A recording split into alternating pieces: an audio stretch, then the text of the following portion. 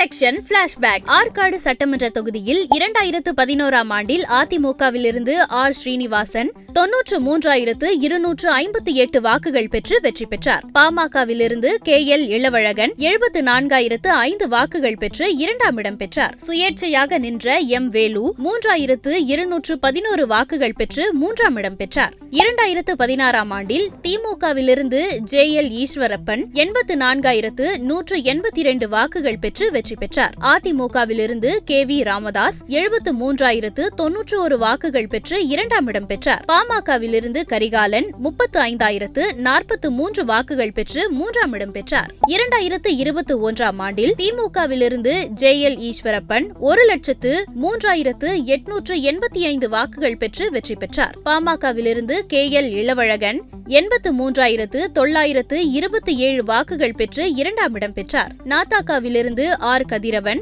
12,088 வாக்குகள் பெற்று 3ஆம் இடம் பெற்றார்.